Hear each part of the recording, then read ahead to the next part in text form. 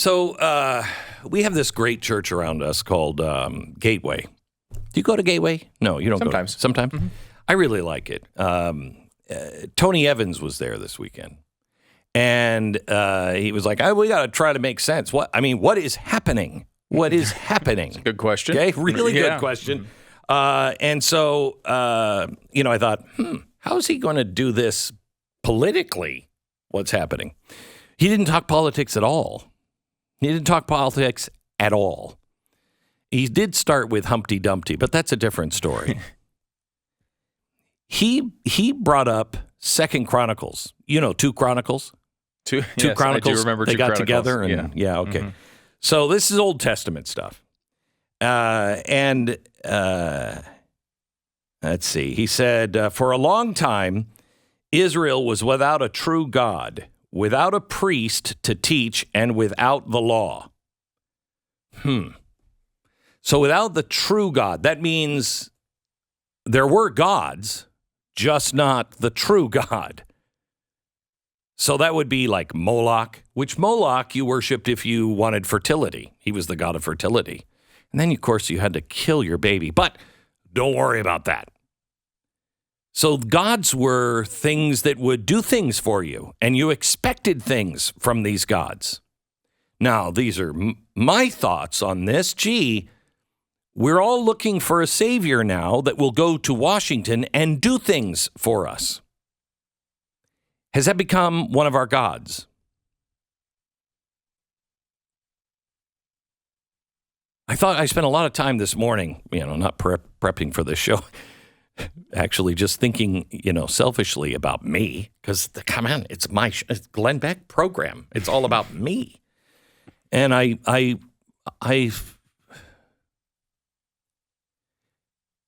without going into any detail, I can't imagine how you could inflame my family more than it is right now. It's just on fire.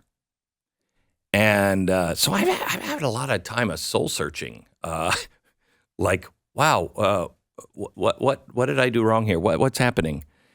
And so today I was thinking, okay, so what's happening? And what are my gods? I spent an enormous amount of time looking for historical items and an enormous amount of money. And I thought, is that my God? Am I pursuing that too much? I'm in a place of real confusion right now, which I fit right in with the rest of society. So that's good. But it says, for a long time, Israel was without the true God, without a priest to teach. Well, we got that.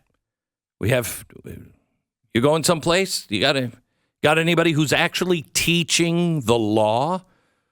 Do you have anybody who's actually teaching you about, let's say, cancel culture? Why is cancel culture wrong? Because it's anti-biblical. It's anti-forgiveness. It's not fair. It's jury by the mob.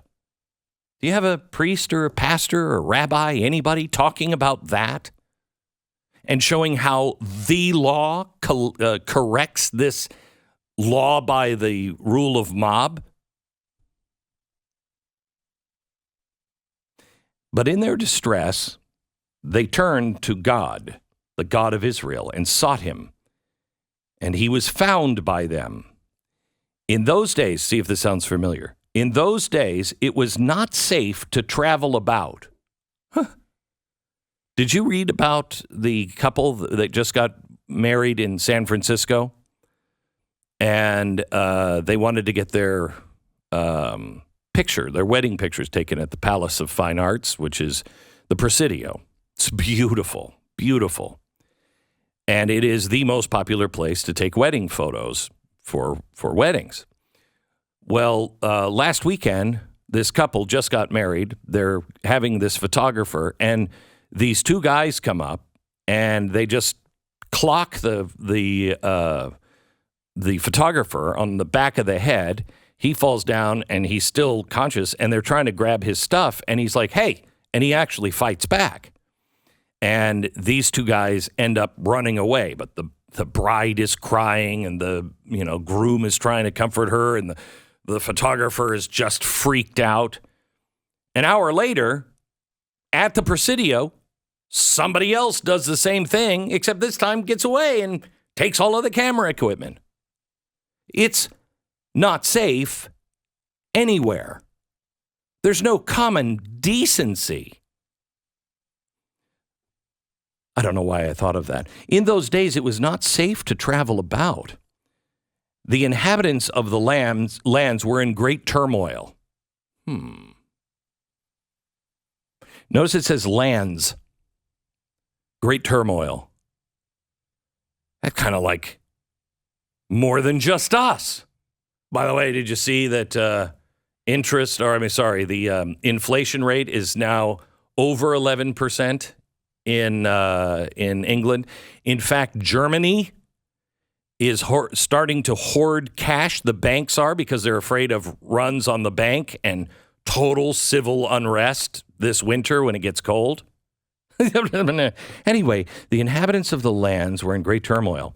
One nation would be crushed by another. One city crushed by another city, because God was troubling them with every kind of distress. This is the way God used to be. This is like what we were with our kids. When they were little, we were like, don't do that or it's a timeout. And they go, timeout? I'll take that any day of the week. Fine. But the Old Testament God was, hey, stop it or else.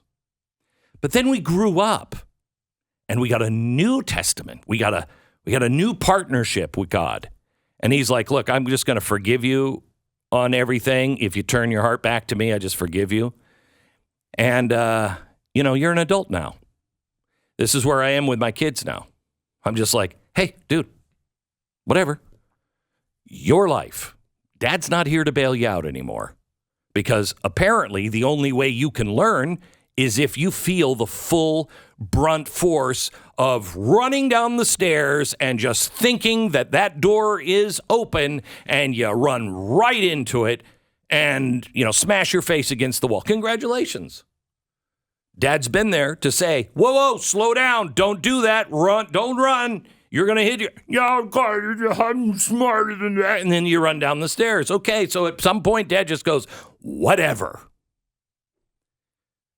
And they have to feel the full ramifications of what they've done. That's what's happening to us now. We have replaced God, and we have shooed him out of everything. Everything. Even church. Go to some churches. They're not even talking about God. It's like, what are you talking? What? This is a poetry hour? What? They're not even doing it in churches. It's not like we've got rid of him in the public square. We've got rid of him in like his house too. Yeah, can you just move out? I mean, not outside, but not inside either. Can you just move on out a bit? Now, to me, this sounds like what's going on. Maybe not. I think it is. But here's the next thing God says. But as for you, surely he's not talking about me. But as for you, be strong. Do not give up, for your work will be rewarded.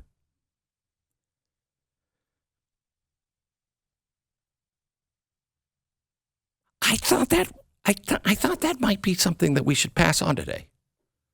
I thought maybe, I know it's just an old dusty story written by men who were enslaving other men. They didn't even know how to write code. And they're telling us all these crazy stories. Yeah. I tend to believe there might be a purpose for these stories. And it could be as simple as because people are stupid and keep doing the same thing over and over and over again and expecting a different end result. Could be that. I'm just saying, if you're a little down in the mouth today, Eeyore, be strong. Don't give up. Your work will be rewarded.